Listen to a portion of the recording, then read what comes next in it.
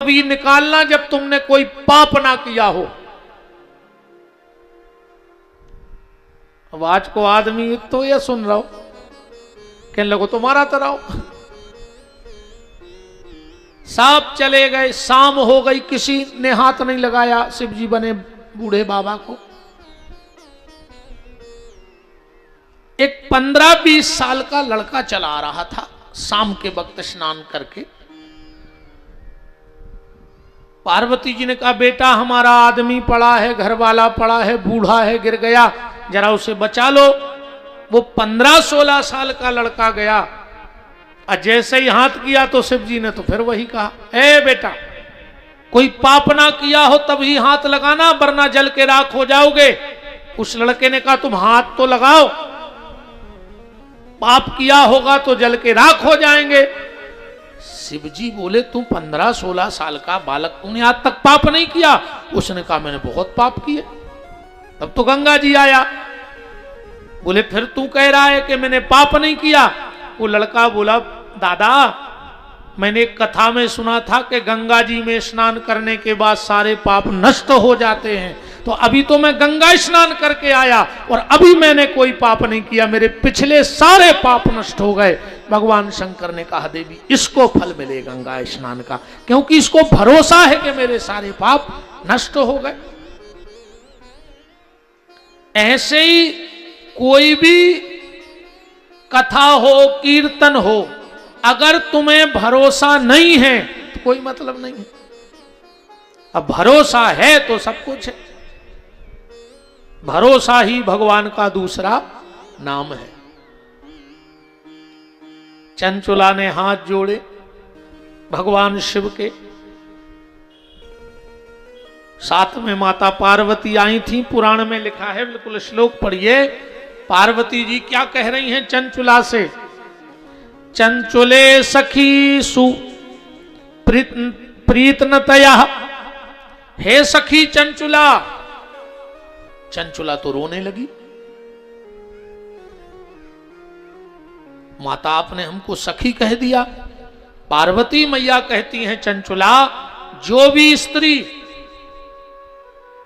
बड़ी श्रद्धा और भाव के साथ मेरे शिव महापुराण को सुन लेती है, उसे मैं अपनी सखियों में सम्मिलित कर लेती हूं, वो मेरी सखी बन जाती है।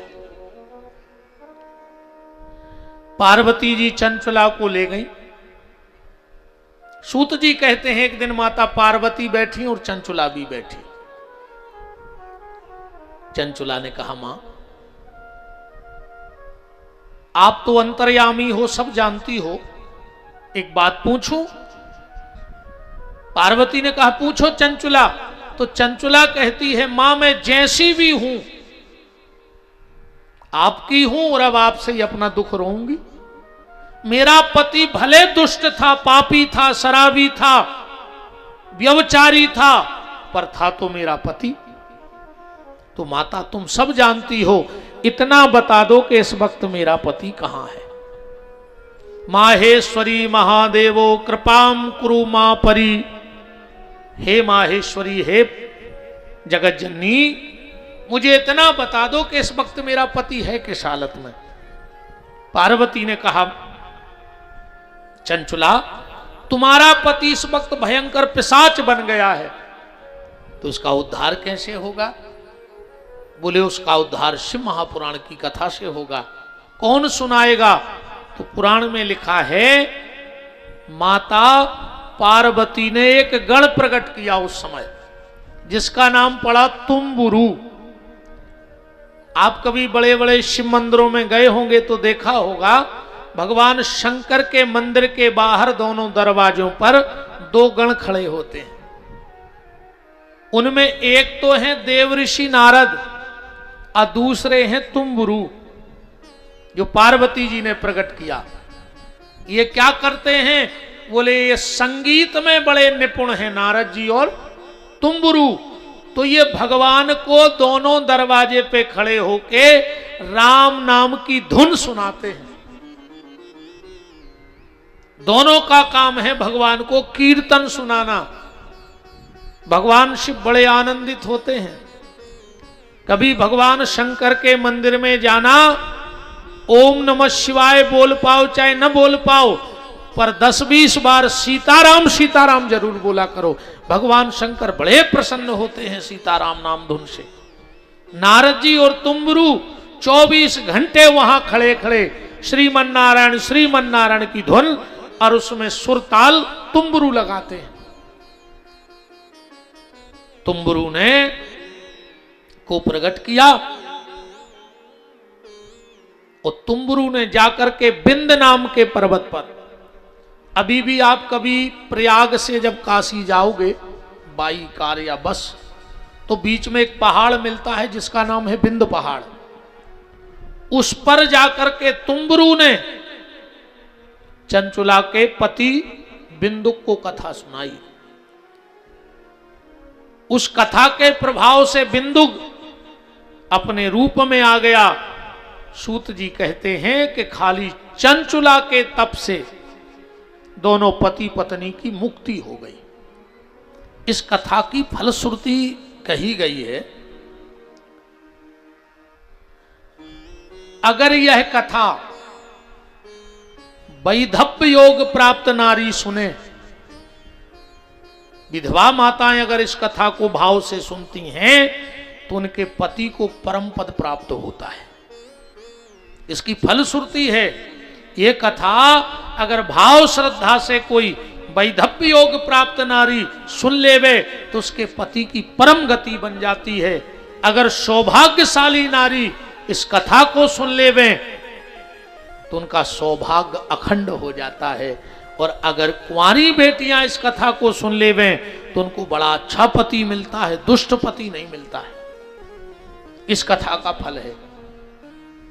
इसलिए मैं कई बार कहता हूं बेटियों से कि घर में रामायण पढ़ा करो, शिव महापुराण पढ़ा करो, अच्छा पति मिलेगा। ना तर तुम चाहत हो फिल्म बारो और मिले है चिलम बारो। जब भजन न कर हो तो चिलम बारो, मिले है फिल्म बारो, चाह रही थी मिल गो चिलम बारो। एक बात और हमारी ध्यान से सुन लो। अगर शादी के बाद बेटी ससुराल में जाकर के दुखी है तो उसमें माता पिता का कोई दोष नहीं है। इसमें माता पिता को दोषी नहीं माना जाएगा। अगर ससुराल में बेटी को दुख मिल रहा है, ये उसका स्वयं का कर्म है। जो बेटी अपने मायके में भजन पूजन पूजा पाठ करती है तो उसको अच्छा सुंदर वर मिलता है, योग्य वर मिलता है उसके पुण्य के प्रभाव से। हमारे यहां एक कहावत है कि घर गुण बहू और सार गुण गैया। किसी किसी बेटी के ऐसे पैर पड़ते हैं घर में कि घर के बारे न्यारे हो जाते हैं। अब कोनो कोनो ऐसी आउत हैं कि बारे ही बिक जा तो घर के न्यारे हो जाते, सो से बारे न्यारे हो जाते नहीं हो जाते, बारे भी बिक जात और घर के न्यारे भी हो जात। इसलिए मेरी बेटियों, मेरी बहनों, मेरी बच्चियों, घर में पूजा पाठ किया करो। कुछ ना बने तो रामायण खोल करके और पुष्प वाटिका की कथा पढ़ा करो, जहां श्री सीताराम जी का मिलन हुआ है। कुंवारी बेटियां इतना तो करें। तो अगर वैधव्य योग प्राप्त नारी कथा सुनती है तो उसके पति की परम गति होती है। सौभाग्यशालिनी माताएं इस बिंदुक चंचुला के प्रसंगों को सुनती हैं तो उनका सौभाग्य अखंड होता है। और बेटियां सुने तो उन्हें पति अच्छा मिलता है। और जितने भी माता पिता बैठे हो, एक बात हमारी कान चढ़ा के सुन लेना। अगर तुम्हें बेटी ज्यादा बोझ लगे तो जिस दिन ये नदी आवे ना उसमें फेंक देना तो मर जाए। गला दबा के बेटी को मार डालना, एक ही दिन तो तकलीफ होगी, पर शराब पीने वाले लड़के से उसका विवाह मत करना, इतना ध्यान रखना।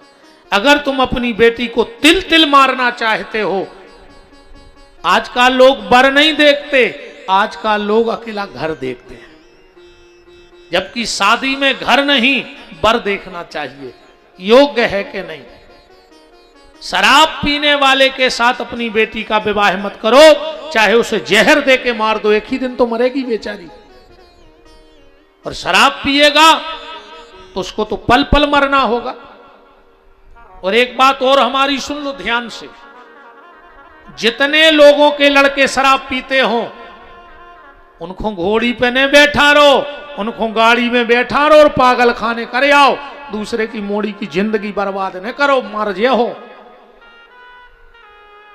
अगर और सुन लो, अगर तुमसे किसी ने पूछा कि उनका लड़का कैसा है और अगर तुम्हें पता है कि वो शराब पीता है तो बिल्कुल साफ बता दो, बिल्कुल साफ बता दो कि भैया तुम्हें करने हो करो, नहीं करने हो बिल्कुल न करो, दारू खोर है। और अगर तुमने छुपा दिया, अगर तुमने छुपा दिया और छुपा के विवाह करा दिया तो उसका पूरा प्रायश्चित तुम्हें भोगना पड़ेगा। पहला तो तुम्हें कन्या की हत्या का पाप लगेगा। जो भी ये छुपा के कहते अरे हमारी जिम्मेदारी है कर दो, तुम तो बहुत अच्छा लड़का है, लड़का का है वो तो अब भगवान जाने का है, वो तो सुंगराया है। शराब पीने वाला लड़का हो सकता नहीं, वो तो सुअर है राहतगढ़ का, नाली में ही तो पड़ो रहे। तो पहला तो तुम्हें कन्या की हत्या का पाप लगेगा और दूसरा तुम्हें ब्रह्म हत्या का पाप लगेगा। इसलिए कभी भी बिल्कुल साफ बोल दो भैया तुम्हें करने करो, हमारी कोई जिम्मेदारी ने कहा और रिश्तेदारी में। तो ये चंचुला के महत्व की कथा चल रही थी। चंचुला ने गलती की पर गलती के बाद स्वयं का उद्धार किया और अपने पति का भी उद्धार कर दिया। देखो एक बात और कह दें, मेरी बहनों ध्यान से सुनना,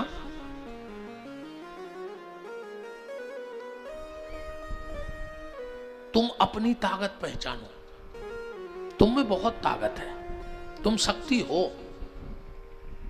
अगर तुम अपनी पे आ जाओ, अगर ये माताएं अपनी पे आ जाएं तो हिरण्यकश्यपु जैसे राक्षस के घर में जी प्रहलाद को पैदा कर सकते हैं। इनमें बात आगत है कि जी राक्षसों के घर में भी भक्त बना सकते हैं। और अगर ये थोड़ा सा चूक जाएं तो ये विशस्सरवा जैसे संत के घर में भी रावण जैसी औलाद पैदा कर सकते हैं। ये तुम्हारी जिम्मेदारी है कि तुम्हें प्रहलाद बनाना है घर में कि रावण बनाना है। इसमें पुरुष की कोई जिम्मेदारी नहीं, ये तुम्हारी जिम्मेदारी है, ये तुम्हारी जिम्मेदारी है।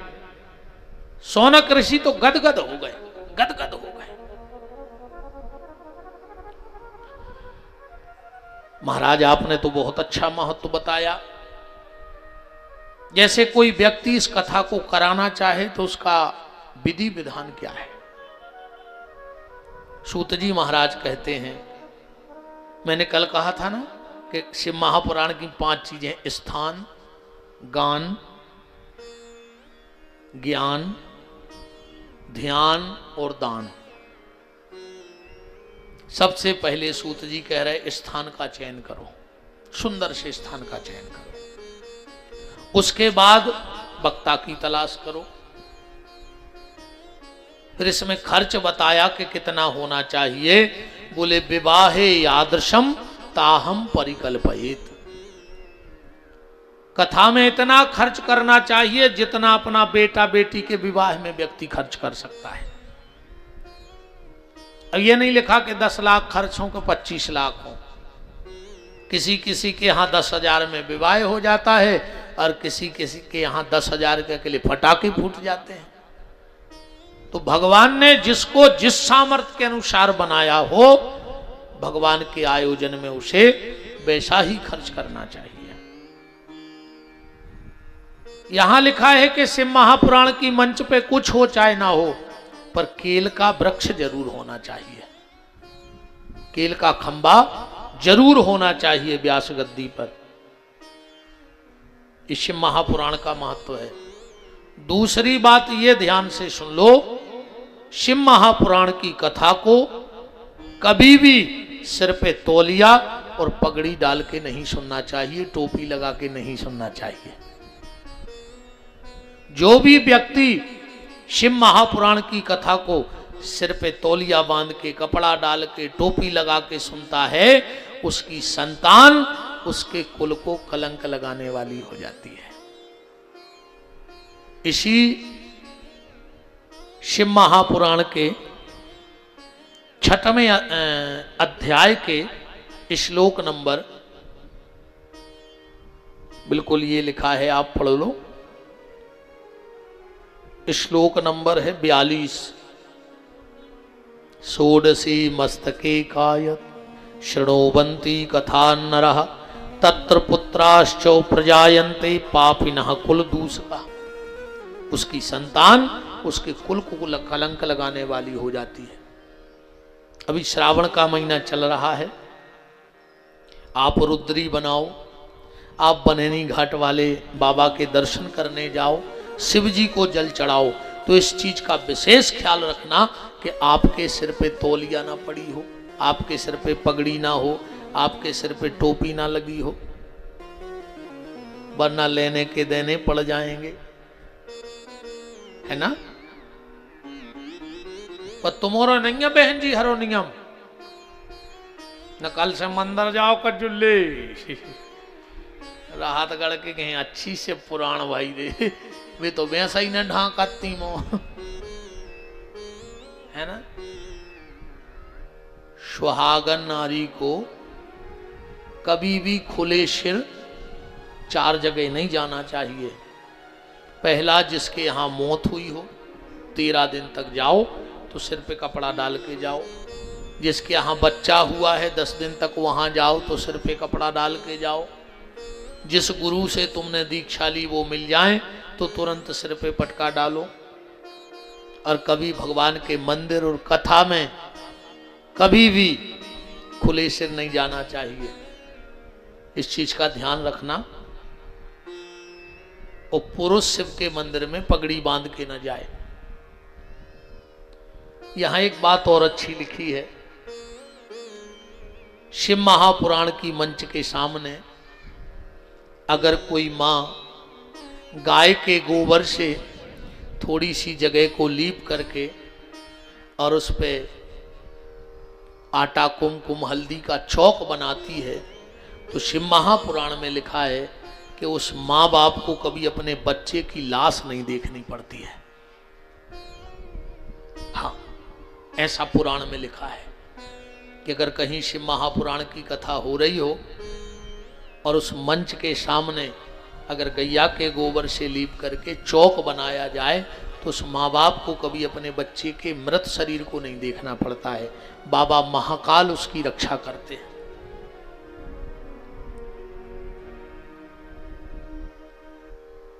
ये नियम बताया। इसमें यह भी लिखा है कि जिन्होंने दीक्षाहीना विहीना नाम ना अधिकार कथा श्रवे, जिन्होंने दीक्षा ना ली हो उनको शिव महापुराण सुनने का अधिकार नहीं है। जिन्होंने दीक्षा ना, बिल्कुल श्लोक लिखा है, मेरी अपनी कोई बात नहीं है। ये भी श्लोक 7वें अध्याय का श्लोक नंबर 4 है, इसलिए बिल्कुल ग्रंथ खोल के बात कर रहे हैं हम। किसी को शंका हो तो बिल्कुल ये ग्रंथ, पुंसा दीक्षा विहीना नाम ना अधिकारा कथा श्रवे। अब कई लोग ऐसे हैं जिन्होंने दीक्षा नहीं ली होगी, तो इसमें लिखा है कि भगवान शंकर को ही अपना गुरु मान लो, मन ही मन शिव को गुरु मान करके शिव महापुराण की कथा को श्रवण करो। बोलो वृंदावन बिहारी लाल की।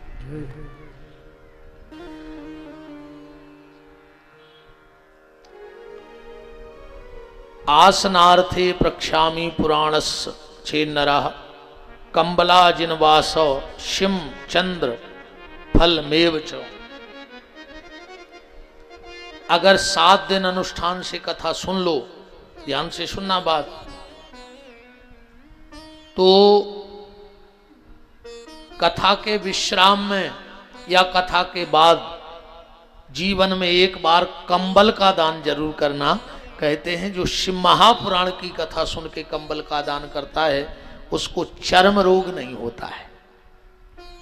तो आप सबसे अगर हो जाए तो कंबल का दान करना, विपिन बिहारी को नहीं करना।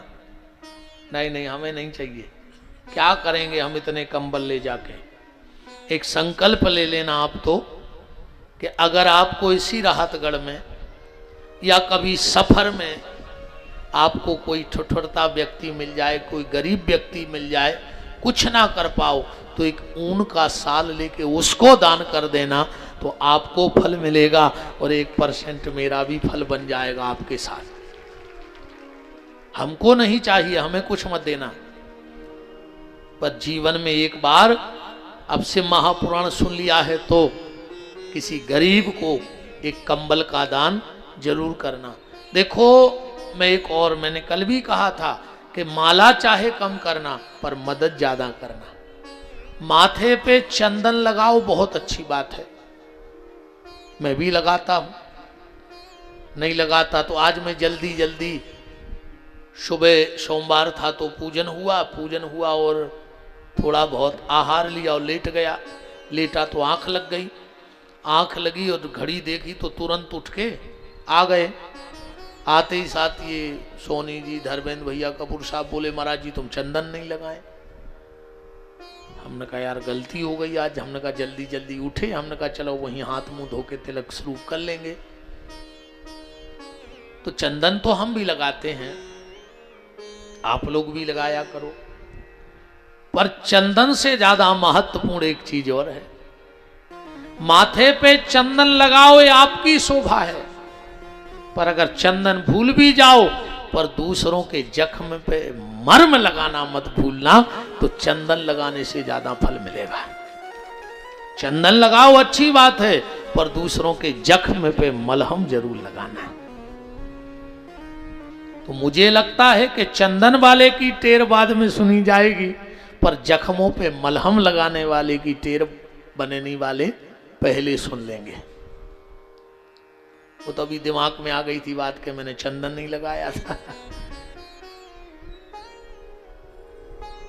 मलहम लगाओ।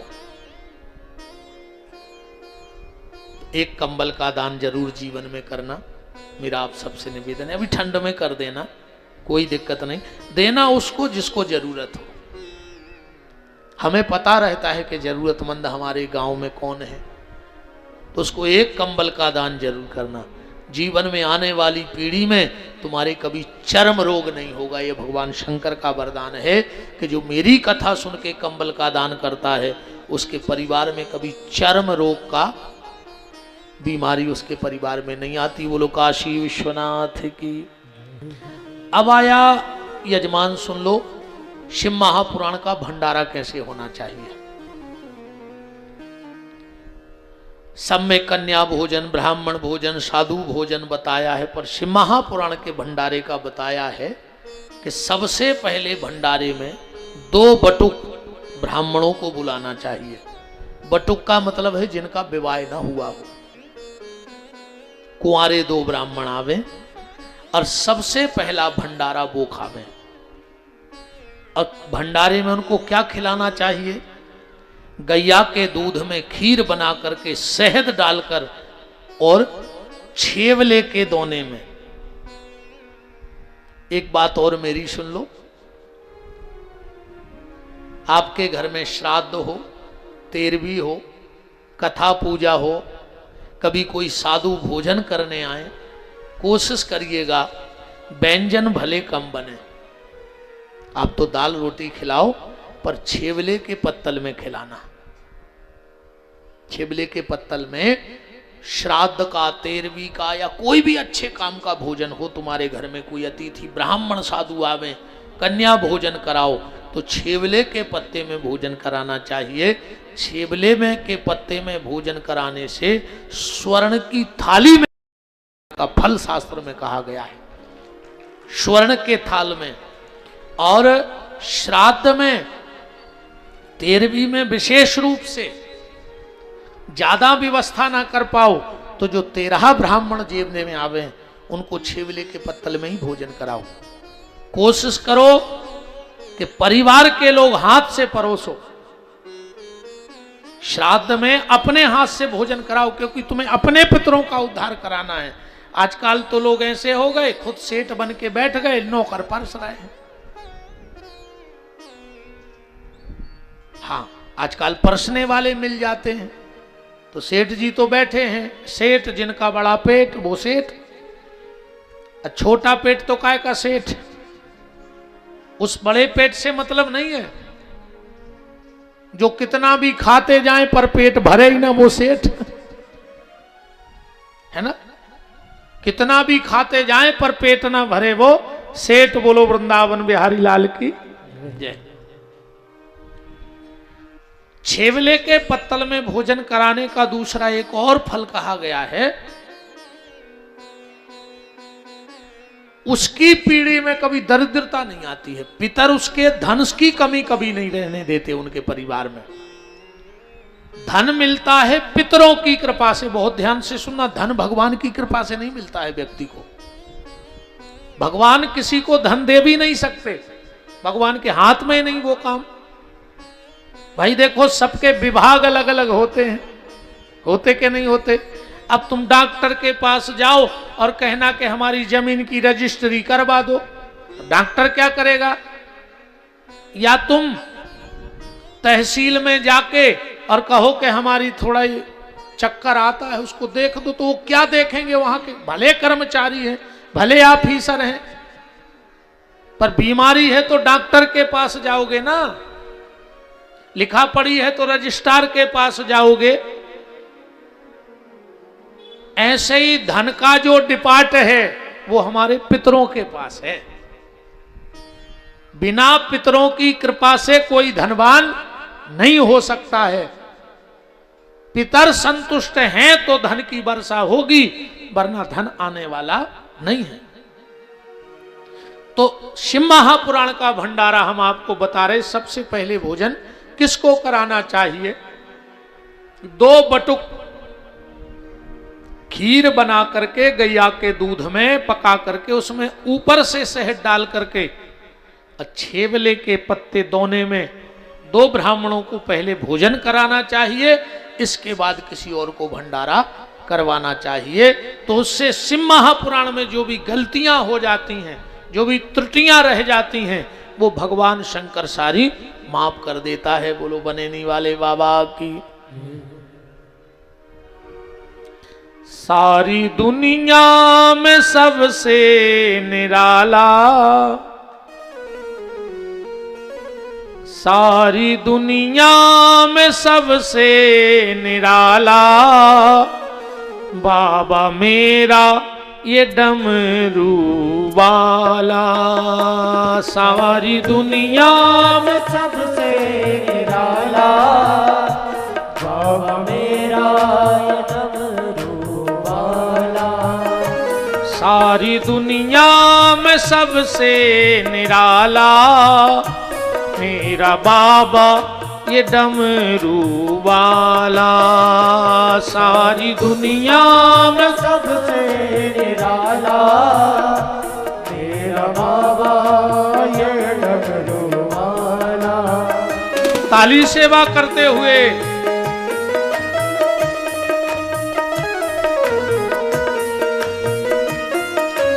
हरि बोल।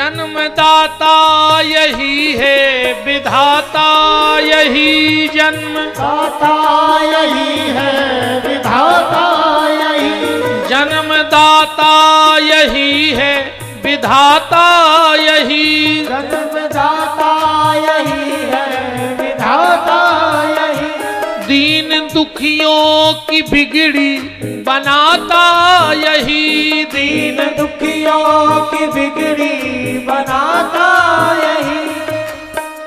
ये देखो मोंदा हो सो बोलियो, जिंदा हो तो अको मर गए हो। आजकल साइलेंट अटैक ज्यादा आ रहे हैं, पता नहीं पड़े और आदमी ने पट जाता पर हो लगत बैठो या है। तो देखो ऐसो होगा होए, अगल बगल देख लियो, दद्दा जे की थप्पड़ी ने बज रही हो सो हला के देख लियो, मार मारू तो नहीं गानो और भाव बन जाए।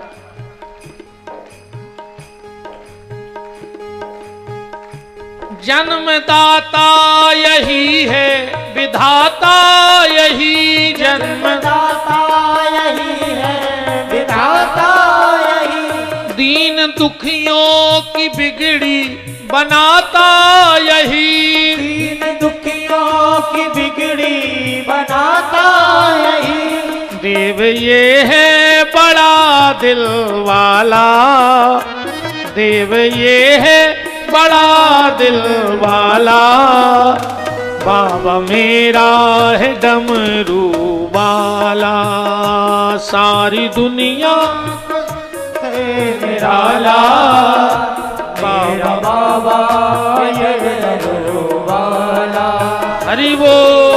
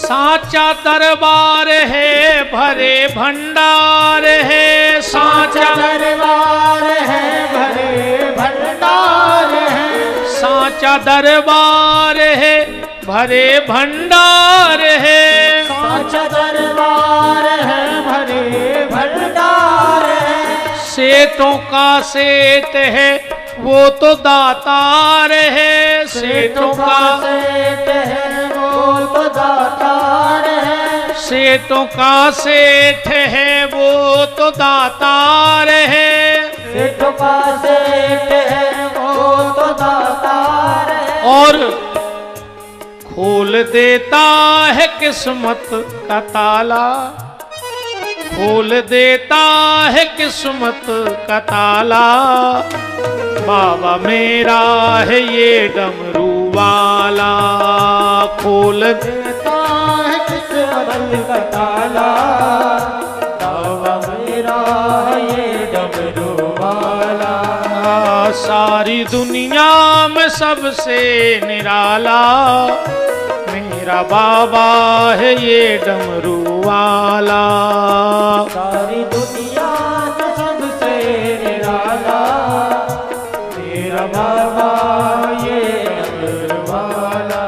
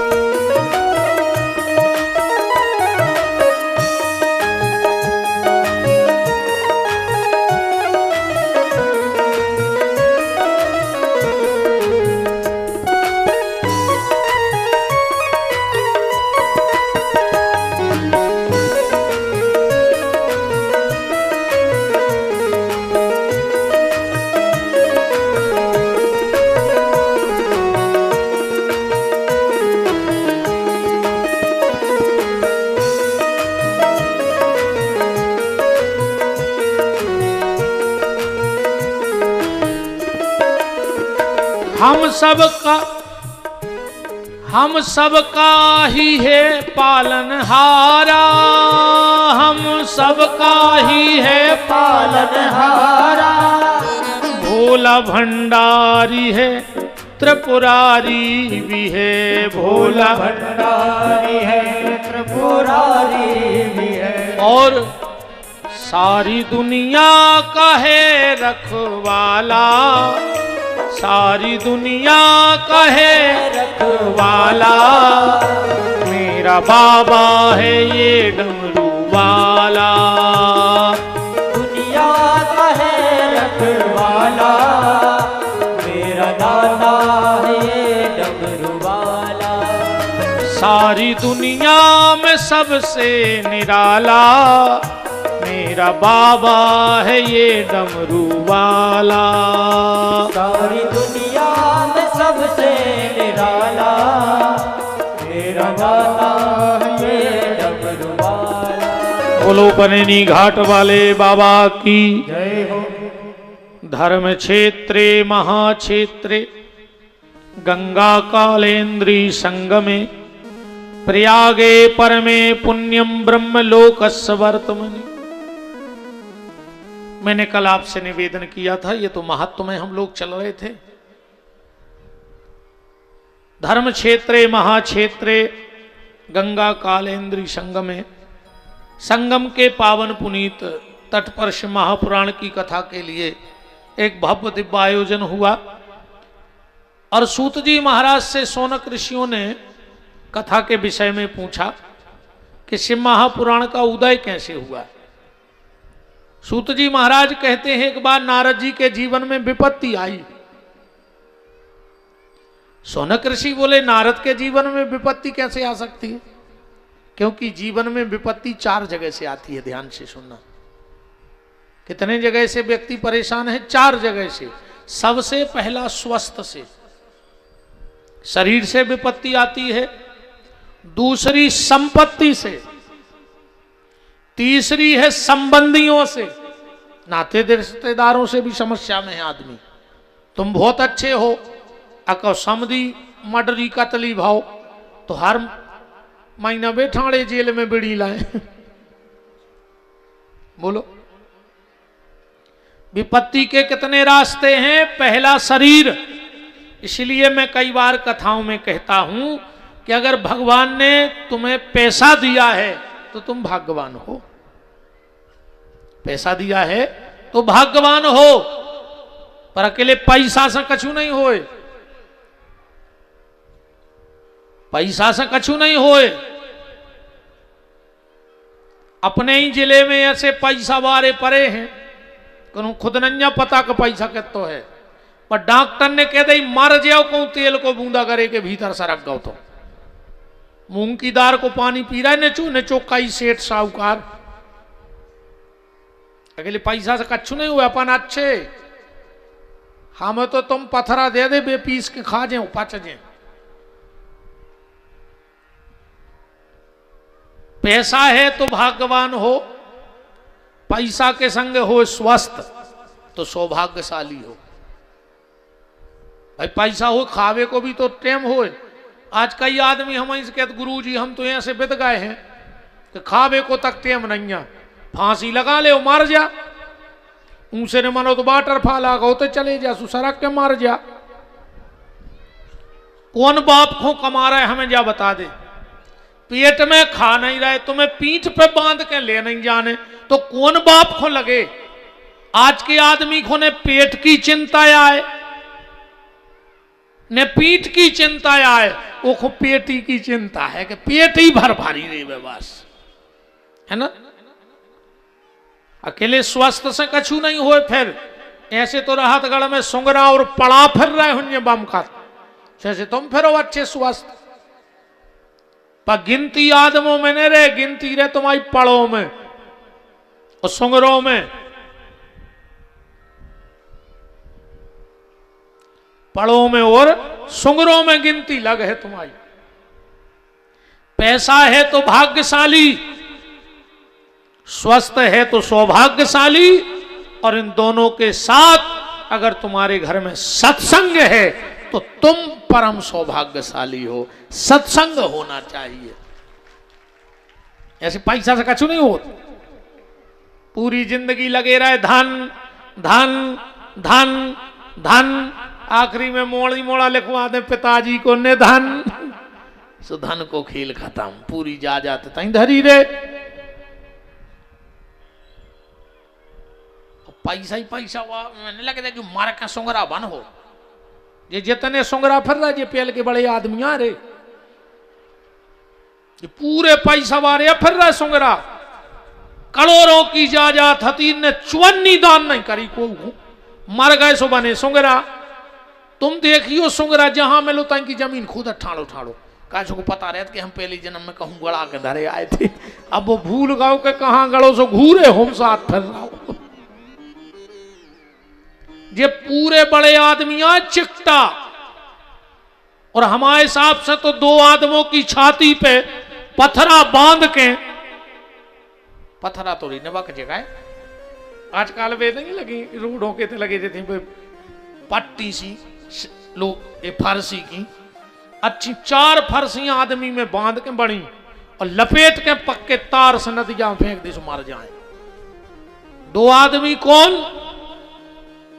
एक वे जिनके पैसा है पर कंजूस है, वो मर जाओ चज्जे, कम से कम वो पैसा कब उपयोग में तुम्हारे लग जाओ, तुम बैठी सो सांप ही घाई कुंडी मारे बैठे तो मर जाओ, तो कम से कम वो पैसा दूसरे के काम में आ है।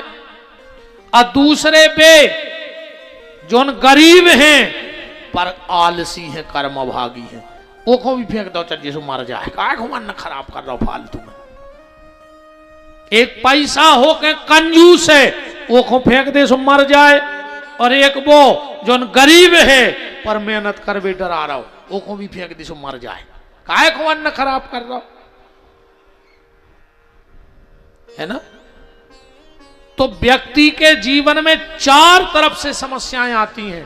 पहली संपत्ति से, दूसरी स्वस्थ माने शरीर से, तीसरी संबंधी से, और चौथी आती है संतान से। बहुत ध्यान से बात को समझना। जो खुड़खुड़ान लगो रे फिर के, जो खुरखुरा रहा हो साउंड देखो आ रहा मैं कछु जो आखिरी को देखो,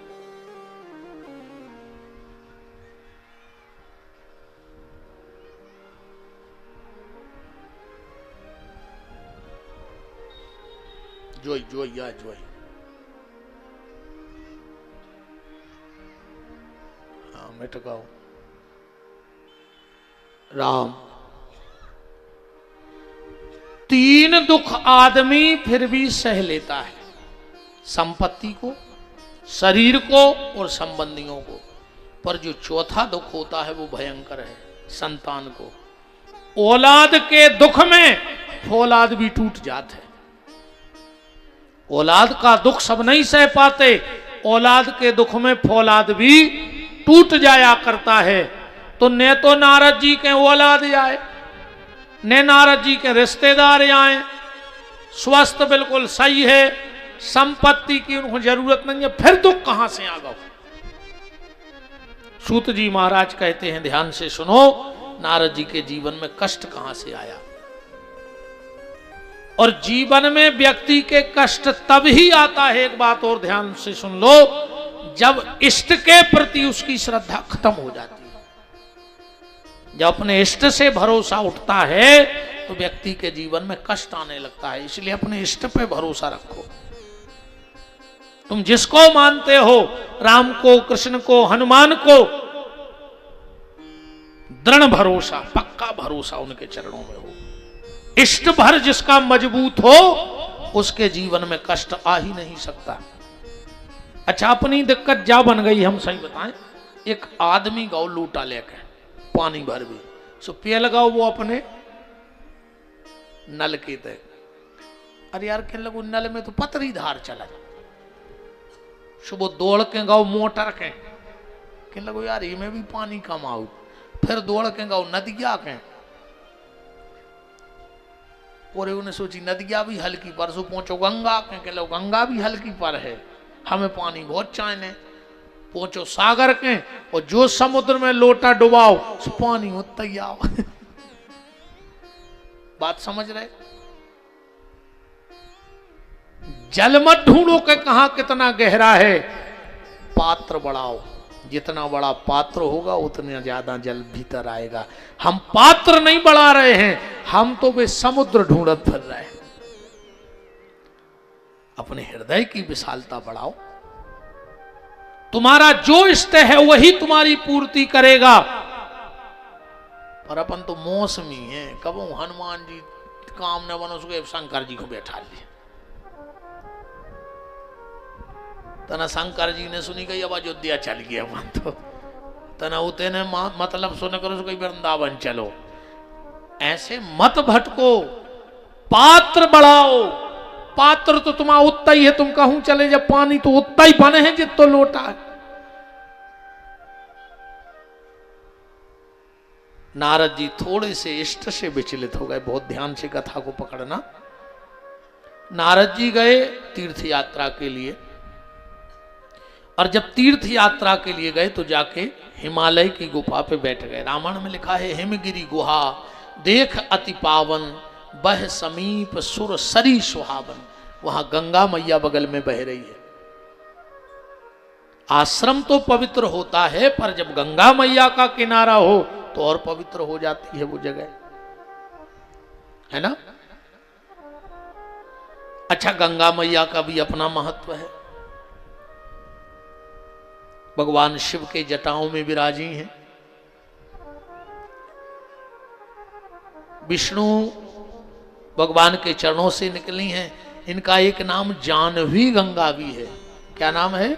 जानवी गंगा। जानवी गंगा नाम क्यों पड़ा? जानवी गंगा नाम इनका इसलिए पड़ा, जब शंकर ने अपने जटाओं से गंगा को कैलाश में पटका तो आगे आगे भागीरथ दौड़ रहे थे और पीछे पीछे गंगा। अच्छा, एक बात और, भागीरथ जी ने क्या कृपा करी। भागीरथ जी चाहते तो ऋषिकेश से सीधा दौड़ते और गंगा सागर में अपने पितरों का उद्धार कर देते, पर यह शर्त रखी गई थी कि जहां जहां से मैं दौड़ूं वहां वहां से तुम्हें चलना है। तो भागीरथ जी सीधा नहीं दौड़े, कभी ये तरफ दौड़ जाएं, फिर दौड़ें, फिर तिरछे, कि जहां जहां से ज्यादा गंगा मैया का विस्तार हो जाए, उतने लोगों का उद्धार हो जाए। भागीरथ जी दौड़ते गए, पीछे देखा तो गंगा मैया है ही नहीं। भागीरथ जी लौट के आए तो गंगा दिखी नहीं कहीं। हुआ क्या था कि जब भागीरथ दौड़े तो जानवी ऋषि तपस्या में बैठे थे। गंगा जी जब नीचे से निकली उनके सामने, उनने सोचा कोई साधारण जल है, उनने पूरी गंगा ही पी ली जानवी ऋषि ने। भागीरथ जी दौड़ के आए, जानवी ऋषि से बोले कि महाराज जा बताओ, आपने गंगा को देखा? जानवी ऋषि बोले गंगा को तो नहीं देखा, पर यहां से जल बह रहा था, हम पी गए। अरे बोले वही तो गंगा है मालक, मुश्किल से तो हम धरती पे ले आए और तुम पी गए। अब जानवी ऋषि दिक्कत में फंस गए कि अब गंगा को शरीर से कैसे निकालें। अगर मुंह से निकाल रहे तो वह तो उल्टी हो जाए, मुंह से निकले जो वो उल्टी है, और अगर लघु शंका के द्वारा निकाल रहे तो गंगा को अपमान हो जाए। तो अब क्या करें? तो जानवी ऋषि ने अपनी जांग पटाके, दाहिनी जांग पटाके गंगा निकाली है, तो उनको नाम जानवी गंगा पड़ गया। बोलो गंगा मैया की। अच्छा, मैया गंगा की चर्चा आ गई तो एक बात और आपसे निवेदन करके कह दें, आप लोग जब भी कभी किसी तीर्थ में जाओ, किसी तीर्थ में, कुछ सावधानी बरता करो। डायरेक्ट जाके न नदिया में कूद जाएंगे। तीर्थ जाने के भी नियम हैं, वरना जाओ मत, तुम्हें दोष लगेगा। किसी भी तीर्थ में स्नान, गंगा जाओ, नर्मदा मैया जाओ, यमुना मैया जाओ, सरस्वती मैया जाओ, कहीं भी जाओ तो उसके नियम हैं। पहला नियम क्या है? सबसे पहले जाके साष्टांग दंडवत करो उस घाट पे। और उससे भी पहले ये नियम है कि कम से कम 108 कदम पैदल चलो। कम से कम 108 कदम हो जाए तुम्हारे पैदल चलने के तीर्थ में। और जूता चप्पल निकाल के जाओ। कई बार आदमी घाटाई तक जूता चप्पल पहने जाते। अगर तुम उनको मां मान रहे हो, देवी मान रहे हो, तो जूता चप्पल पहन के जाओगे। गाड़ी में जूता चप्पल उतार दो, अब फिर वहां से नंगे पांव जाओ। जाके सबसे पहले साष्टांग दंडवती करो। उसके बाद 3 बार जल का आचमन करो। तुम्हें मंत्र आवे तो अच्छी बात है, ना आवे तो सीताराम सीताराम सीताराम। 3 बार जल का आचमन करो। फिर थोड़ा सा जल लेके अपने ऊपर छिड़को। पहले जल छिड़कने के बाद उसी तीर्थ का जल हाथ में लो थोड़ा सा, और अपने गोत्र का नाम जरूर बोलो। तुम्हें जहां तक के पितर याद हो, पिताजी हैं तो अच्छी बात है, नहीं है तो उनका नाम लो, बब्बा का नाम लो। 3 पीढ़ी तक का तो लगभग सबको पता होता है। तो हाथ में जल लो और जितने पितरों का तुम्हें याद आवे तो उतने पितरों का नाम लेके वो जल उसी में छोड़ो। ये संकल्प होता है। बिना संकल्प के किसी भी नदी में स्नान नहीं करना चाहिए। सबसे कह रहा हूं, बहनों से भी माताओं से भी। दूसरा, तीर्थ में जाओ तो जब डुबकी लगाओ तो यह विशेष ख्याल रखो कि जिस तरफ से धार बह के आ रही उस तरफ हमारा मुंह होना चाहिए, पीठ नहीं होनी चाहिए। अगर तीर्थ को पीठ करके स्नान करोगे तो तुम्हें तीर्थ के अनादर का पाप लगेगा, क्योंकि तुमने तीर्थ पीठ बता दी। तो जिस तरफ से धार बह के आ रही उस तरफ मुंह होता है तीर्थ का। तो डुबकी लगाओ और कम से कम 3 डुबकी लगाओ। ज्यादा जितनी लगा सको लगाओ, पर 3 डुबकी लगाओ। कभी भी तीर्थ में हाथ नहीं फटकारने चाहिए। कई बार लोग तैरते हैं, फट फट हाथ मार रहे हैं। हम मां की गोदी में हैं, चाहे गंगा मैया हो चाहे नर्मदा मैया हो, हम मां की गोदी में हैं। तैरने के लिए और नदियां हैं, वहां तैरो, पर कभी तीर्थ में तैरना नहीं चाहिए, दोष है। क्योंकि तीर्थ तैरने के लिए नहीं गए, वहां तो हम तरने के लिए गए हैं। हमें तैरना नहीं सीखना, तरना सीखना है तीर्थ में जाकर के। कभी भी हाथ, कई लोग अच्छे हाथ फटकार के फद फद नहाते हैं, ऐसे नहीं नहाना चाहिए तीर्थों में। ये दोष लगता है तीर्थ जाने का। उसके बाद जब आप घाट पर आओ, कभी भी तौलिया टावल से शरीर को पोंछना नहीं चाहिए। वो जल अपने आप हमारे शरीर में सूख जाए, वरना अनादर होगा। तुम जिस गंगा के लिए गए उसी गंगा को तौलिया से साफ कर रहे कि हमारे शरीर में न रहे जल, ये तो पाप का काम है। एक बात और हमारी बहुत ध्यान से सुनना। अगर तुम चाहते हो कि जीवन में सुखी रहो, आपदाएं ना आवे, विपदाएं ना आवे, तो कभी भी तीर्थ में कुल्ला करके नहीं थूकना चाहिए। कई लोग जाते हैं, मुंह में पानी भरो, ये मुंह की जूठन तुम तीर्थ में डाल रहे हो। काहे को गए थे नाटक करने? बिल्कुल कभी भी आप जहां जिस धर्मशाला में, होटल में, जहां भी रुके हो, वहां मंजन करके जाओ। कोशिश करो कि तीर्थ का जल तुम्हारे मुंह में तो जाए, पर मुंह से बाहर न आए। आचमन के द्वारा उसी को श्रद्धा से तुमने कही जय हो नर्मदा मैया, पहले नर्मदा मैया कह के वो जल को पान कर रहे और वही से कुल्ला कर अपराध लगेगा कि नहीं लगेगा? कभी भी कुल्ला नहीं थूकना चाहिए तीर्थों में। वहां तो जल पीना चाहिए। और 4 जगह आदमी को मौन रहना चाहिए। बहुत ध्यान से सुनना। सबसे पहले स्नान करते वक्त मौन रहो। कोशिश करो कि मुंह में से कुछ ना निकले स्नान करते वक्त।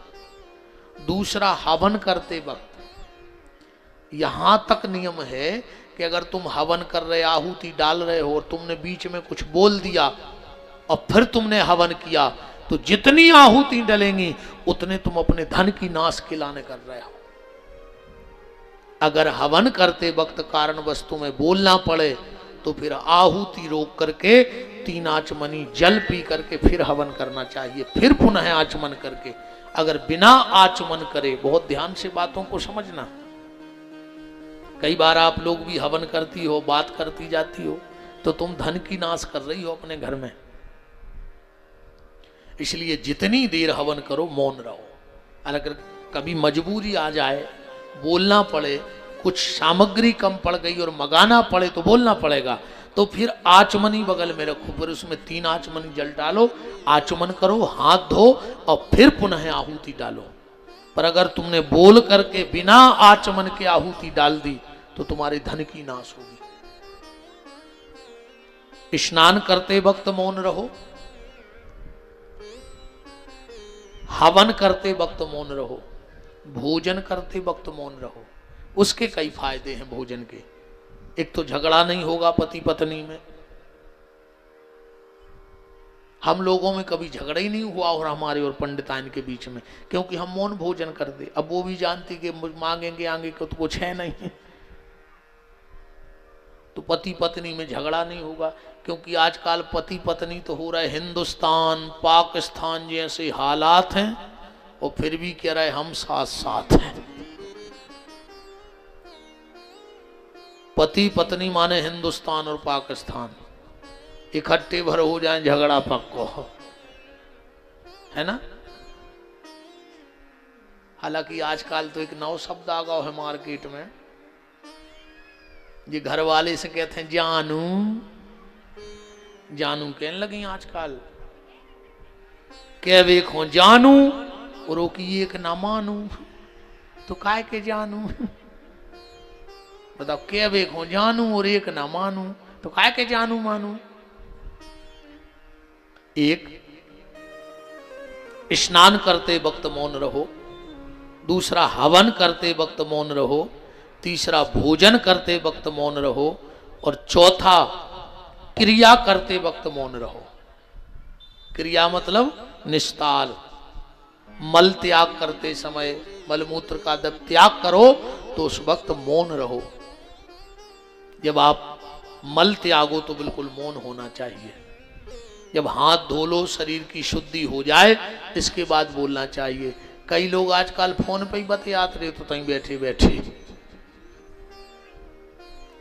फोन ने तो बागत करी है यार, कोई से कोई को मतलब नहीं बचो। हाँ, वे तो रीलें बना रहे हैं और रियल लाइफ की सत्यानाश कर रहे हैं। रीलों में लगो है आज को आदमी। पहल की सियानी सियानी मताई हरें उठत थी, ओरेन डारत थी ओरेन। और आज की बहन जी हरें ओरेन नहीं डारत, सबसे पहले स्टेटस लगाओ थे। उठ के सबसे पहले मोबाइल पे स्टेटस का कहा, स्टेटस सही है कहा, इतनो अच्छो तो स्टेटस मुखिया तो नहीं बने लोग हरे यहाँ दिखे आए जी भाई नहीं पलट रही, क्या करें।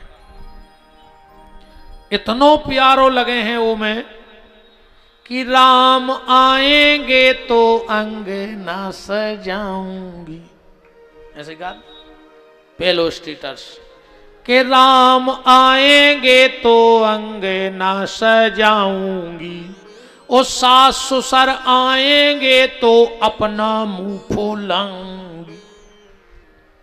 रामा है तो अंगना सजे हैं, और सास ससुर है तो मुंह फुले हैं। अरे राम राम, बहुत गड़बड़ी है।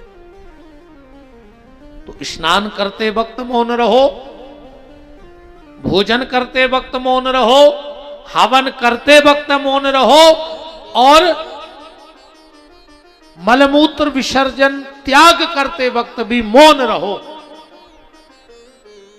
तो गंगा जी में तीर्थ पे ज्यादातर मौन होके रहो। तो स्नान को करके तौलिया टावल से शरीर को नहीं साफ करना। एक बात का और ध्यान रखना, कभी तीर्थ जाओ, हमें रोज रोज तो जाना नहीं है, कभी भी कमर के नीचे का कपड़ा तीर्थ में धोकर हमें नहीं निचोड़ना चाहिए। कमर के नीचे का कपड़ा हमें तीर्थ में नहीं निचोड़ना चाहिए। एक पन्नी ले जाओ, थैला ले जाओ, उसमें गीला कपड़ा रखो और जिस होटल लॉज में रुके हो उसमें आके धो लो। अगर वहां तुम कपड़ा निचोड़ते हो, हमारे कमर के नीचे हमारे गंदगी के द्वार हैं, और जब हम वो कपड़ा निचोड़ते हैं तो उसका जल हमारे पितरों को पीना पड़ता है। इसलिए इस चीज का भी ख्याल रखो। उसके बाद दीपदान जरूर करो तीर्थ में। दीपदान जरूर करो तीर्थ में। कोशिश करना कि मिट्टी के दीपक का दान ना हो। बहुत बात को पकड़ते जाना हमारी। तुमने मिट्टी का दीपक लिया, जलाया और वहीं नर्मदा जी गंगा जी में बहते जल में छोड़ दिया, दीपक डूब गया, बुझ गया। अब कोई स्नान को जाएगा तो वो दीपक उसके पांव में गड़ेगा कि नहीं गड़ेगा? उसको कष्ट होगा कि नहीं होगा? और कष्ट होगा तो भोगेगा कौन? जिसने दीपदान किया, उसके खाते में जाएगा। क्योंकि भगवान का न्याय एक बात से समझो, देखो भगवान कितनी पतरी वो की सोच है, वो कितनो बारीक न्याय है।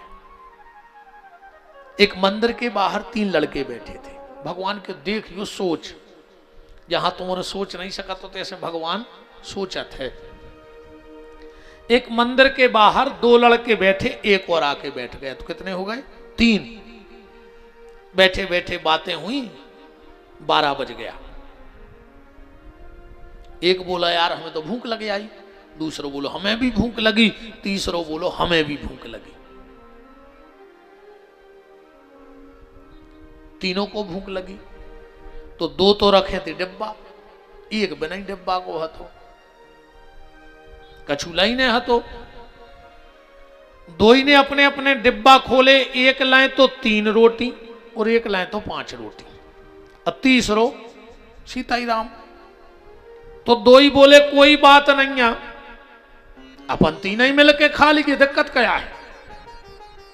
अच्छा रोटी हाँ भाई 8, और खावे वारे 3।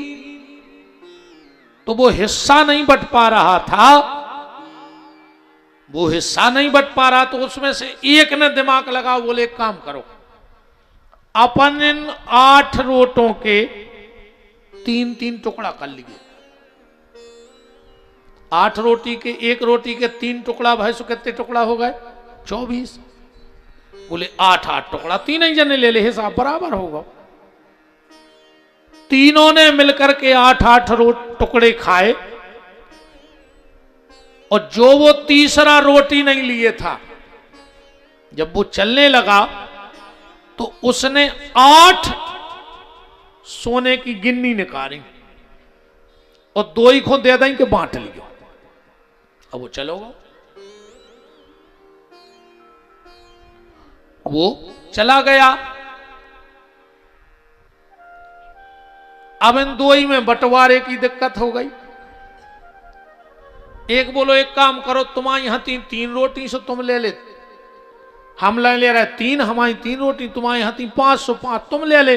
वो कहने लगो नहीं, आधे आधे करो, 4 तुम ले 4 हम। अब वो बोलो हम 4 काय पे लाए, हमारी 3 रोटियां थी, हम तो 3 ले हैं। वो कहने लगो तो हम कैसे ले लाए? मित्रता में धोखेबाजी कैसे? जब कछू मिलो तो बराबरी में बटे। उन 2 में झगड़ा होगा। इतने में आ गए पुजारी मंदिर के। काय लड़ रहे? बोले महाराज फैसला नहीं हो रहा। पुजारी बोले हमें दे दीजिए गिन्नी 8 ही, हम सवेरे फैसला करके बताए। 8 ही गिन्नी सोने की ठाकुर जी के चरणों में रखेंगे।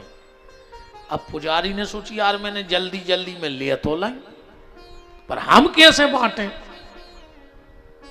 स्वप्न में भगवान रोत रोत पुजारी सोए प्रकट हो गए। भगवान बोले एक काम करो। बोले का? बोले 1 गिन्नी दे दियो, ये की 3 रोटी हती वो खो, वो 7 दे दियो जे की 5 रोटियां थी वो खो। पुजारी बोले जो कौन सो फैसला आए, बे तो एक पे हो ना माए नहीं हो रहा, तुम एकदम तोड़ के वो खून दे रहा है 1 और 1 खून दे रहा है 7। भगवान बोले सुनो पुजारी, वो की कितनी रोटियां थी? बोले 3।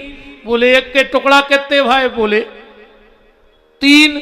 तो ओ के कितने टुकड़ा भाई? बोले 9। 1 ने खाए कितने? बोले 8। तो बोले 8 टुकड़ा तो वो अपने खुदा ही खा गाओ, वो कोई 1 ही टुकड़ा दान भाव है। सो के लाने 1 गिन्नी में लो चज्जे। 1 की कितनी रोटियां थी? बोले 5। बोले 5 के कितने टुकड़ा भाई? बोले 15। तो बोले 8 टुकड़ा इन्हें खाए, 7 इन्हें खुआए, से 7 टुकड़ा मिलो चज्जे। जो है भगवान को न्याय, ध्यान रखियो। इसको ठाकुर जी का न्याय बोलते हैं। जहां हमारी सोच खत्म हो जाए वहां से ठाकुर जी सोचना चालू करते हैं। अब एक बिल्कुल सरल भाषा में कर ले के कर्म को फल मिलेगा। तुम तो दिया डारे आए कोने के पांव में लग गई भाव का। एक राजा ने अपने मंत्री को डांटो। अब जब बिल्कुल सरल भाषा सबको समझ में आ जाए। मंत्री को इतनी गुस्सा आई मनो, राजा का कहता है सो जैसे ही वो दरबार से लौटो सो एक पुलिस वालों खड़ो तो सिपाही उन्हें दाव में ला के सिपाही के थपाड़ा पट उतरो। सिपाही ने सोची यार मैंने क्या करता हूँ, राजा ने मंत्री को डांटो जो हमें मार के चलो गो। सिपाही तम तमानो घरे आओ। घरवारी पानी को गिलास ले आई। जो तो घरवारी को बिल्कुल अक्काल बक्काल की बके। घरवारी सोची यार हीरा से गए थे, मैंने क्या कर दा हुआ के नाराज हो रहा है। अच्छा पत्नी को पति ने डांटो, पत्नी का करे बेचारी सो भीतर गई सो मोड़ा पड़ रहा हो तो वो के काने पट्टा में 4-5 रपट्टा दाए। मम्मी ने पूरी गुस्सा कोने पे उतारी? बाल बच्चों पे। वो मोड़ा ने सोची यार पापा ने मम्मी को डांटो, मम्मी हमें डांट रही। सोताई धरी थी मसाले बांटत की, लुड़ गया सोने उठाई लुड़ गया। और बाहर पट्टी पे सो रहा तो कुत्ता सोने आके कुत्ता में दई। अब गुस्सा तो ताने कहूं कुत्ता ने सोची यार हीरा से सो रहे थे हम भोंके ने कछू। जब कहने करो राजा सो कुत्ता ने राजा को काट खाओ। होगा हिसाब बराबर के नहीं होगा? गलती राजा ने करी थी सो कुत्ता ने राजा को काटो। मेरा निवेदन ये है जो आपसे कह रहा हूं मैं, तीर्थ में अगर दीप दान करना है तो आटे के दीपक में बत्ती रख के वहां दीप दान करो।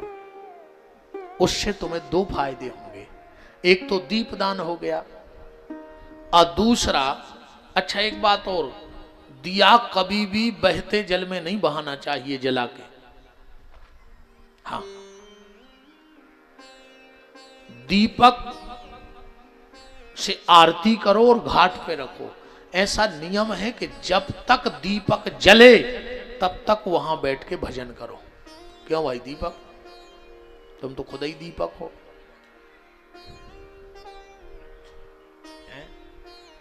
जब तक तुमने दीप दान किया है घाट पे बैठो दीपक रख के और उतनी देर भजन करो जब तक दिया जले। ऐसा नहीं कि दिया जलाओ भगे आए, ये दोष लगता है।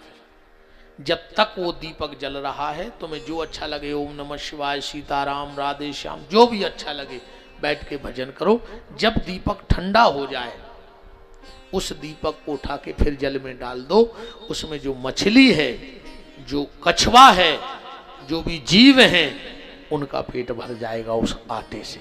तो तुम्हें भंडारे का फल मिलेगा। तीर्थ पे जाके भंडारा जरूर करना चाहिए, तो उन जीवों का पेट भरेगा तो तुम्हें भंडारे का फल मिलेगा। तुमने घाट पे जाके भंडारा किया है।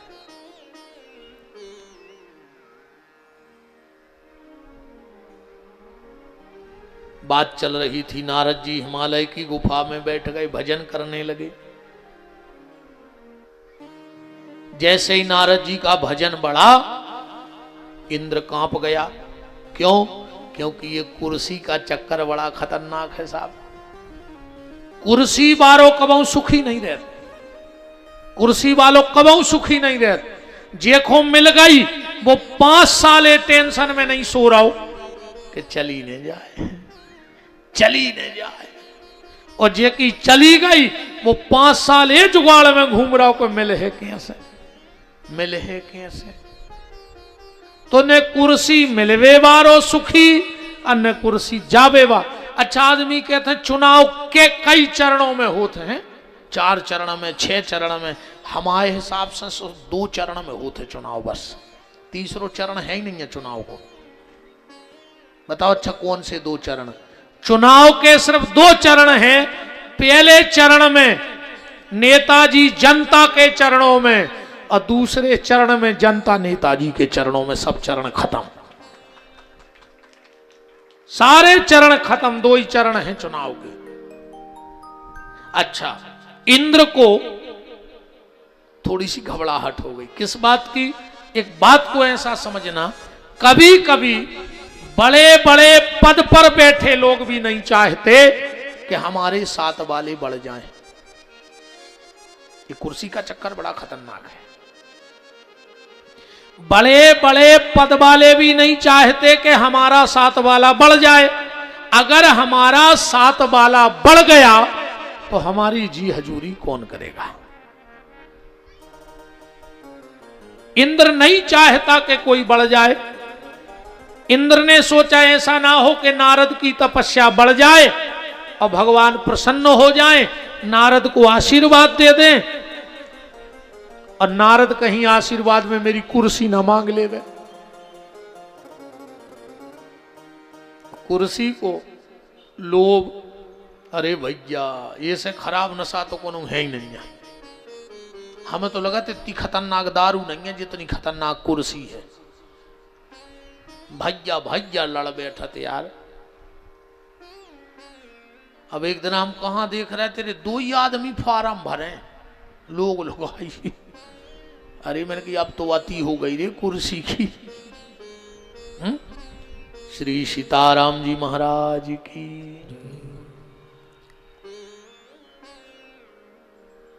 इंद्र ने कामदेव को बुलाया, और जब कामदेव आए, कामदेव ने पूरा पैसारा फैलाया, पर नारद को न जगा पाए। कारण क्या था? कारण ये था, ध्यान से सुनना। जब नारद जी भजन को बैठे तो नारद जी के भीतर थे राम, वो बाहर खड़ा था काम। और अपन जब भजन को बैठा थे तो सिंहासन में राम और भीतर बैठो काम। सुबह अपनो प्रभाव जमा देते। जो भीतर है उसी की चलेगी, भीतर वाले की चलती है कि नहीं चलती? बोलो, बाहर वाले की चलती है कि भीतर वाले की? ये सब लोग कह रहे भीतर वाले की चलती। हमारे घर में भी भीतर वाले की चलत है ना? और चलनी चाहिए, उसमें गलती माँ बाप की है। हम इनको भी दोष नहीं देते, इसलिए इन लोगों की चलती है। माँ बाप अपना मुंह बंद शादी में करवा देते हैं। जब शादी का कार्ड छपता है तो लड़की के आगे लिखा जाता है सौभाग्य कांक्षणी, तो पूरा सौभाग्य कांक्षणी नहीं लिखा जाता, अकेलो सौ लिख के बिंदी धरी जाती। लड़कों के आगे लिखो जाते चिरंजीव, सो पूरा नहीं लिखो जाए, अकेलो ची लिख के बिंदी धर दे। मतलब घर के पहले ही कह दे बेटा बया रही है 100 के है 100, तू ची भर न करके बेटा। तो गृहस्थी अच्छी चल रही, इसलिए अपन ची कर भी नहीं पा रहे हो। कर पा रहे हो तो बता दे, हाथ उठा दे। का जने राहतगढ़ में जे की दम हुए, एक हाथ नहीं उठो, बताओ। जियो लाडली बहना 1700 नहीं बार गए रक्षाबंधन के। हाय हाय हाय,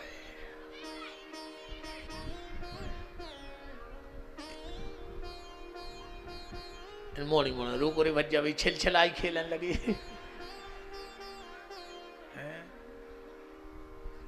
राम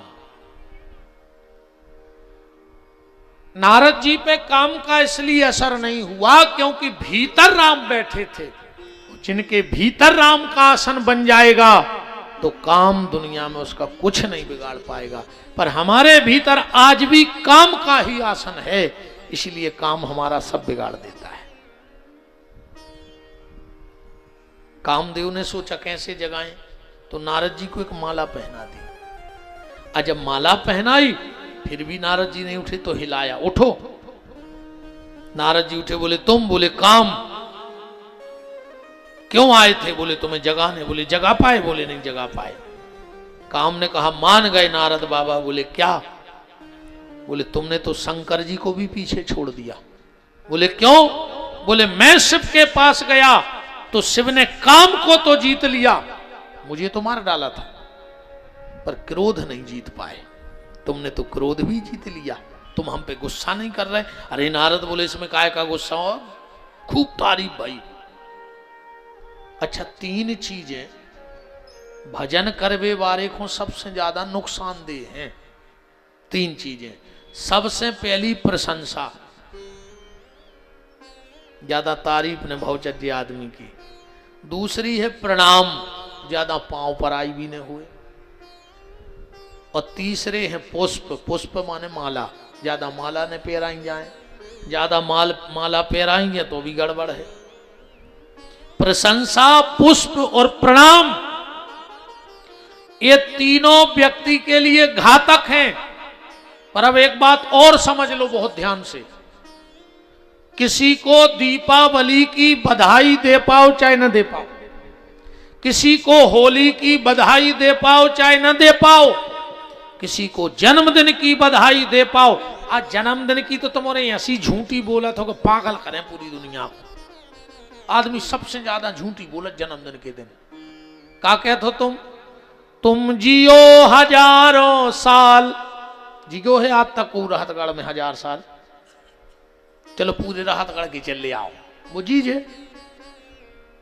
ये बिल्कुल सफेद झूठ आए, कई जियो 1000 साल, और आखिरी शब्द तो इतना खतरनाक बोला तो यार, कई साल के दिन हो कई 1000। तुम्हारे बाप के घरे कैलेंडर छपन लगे, क्या तुम्हारे बाप कैलेंडर बनाने लगे? साल के 365 दिन होते हैं, मतलब होते हैं, वो में कोई फेर बदल नहीं, तुम पूरे जिले के चले आओ, अपन तो कच्छु नहीं हो रहा। तो किसी को होली की बधाई दे पाओ, किसी को दीपावली की बधाई दे पाओ चाहे ना दे पाओ, किसी को जन्मदिन की बधाई दे पाओ चाहे ना दे पाओ, पर अगर किसी ने अच्छा काम किया है तो उसकी बधाई देने उसे अलग से जाओ कि धन्य है तुम्हारे लिए, तुमने एक अच्छा काम किया है। तुमने गांव में हौदी बनवा दी, तुमने मंदिर बनवाया, तुमने कथा करवाई, तुमने ऐसा आयोजन करवाया, तुमने भंडारा करवाया, उसकी बधाई देने जरूर जाओ। ये समाज का दायित्व है। पर जिसको बधाई मिल रही है, अब उसका कर्तव्य क्या है? उसको अहंकार नहीं करना चाहिए, क्योंकि थोड़ी सी प्रशंसा हो तो आदमी को अहंकार आता है। पर अच्छे काम करोगे तो प्रशंसा तो होगी। तो उस प्रशंसा से कैसे बचें? बस नारद जी ने यही गलती कर दी, अगर ये काम कर लेते तो बच जाते। हम और आप कैसे बचें? कोई तारीफ करे तो हम क्या करें कि अहंकार ना आवे। तुम लोगों ने देखा होगा जब नेताजी लोग भ्रमण पे जाते हैं नगर में, क्षेत्र में अपने, तो लोग उनको माला पहनाते हैं। कहूं 100 माला पहराई जाए नेताजी हरों, कहूं नेताजी पूरी माला पहरे फिर उतारे भन्ने, तो नेताजी लगे हैं कि नमूना पेल तो जा बताओ। 100 माला इकट्ठी पहरा दे और वे उतारे भन्ने, तो नेताजी लग के नमूना। दूसरो खतरा है, कहूं पतरे धागा की माला होए, कहूं वजन में एक आध पीछे की नस घिस जाए वो धागा में, तो मार जे नेताजी के ने मार जे। अरे मारे है ने तो कौन नस फट जे सब भूल जे। तो नेताजी हरे क्या करत हैं, या तो वे खुद उतार के बगल वारे घुंदे जात, न बगल में उनके आदमी रहते हैं। आदमी तो समझ गए जो अब जो भी एक बहुत बड़ो टेंशन है। पहले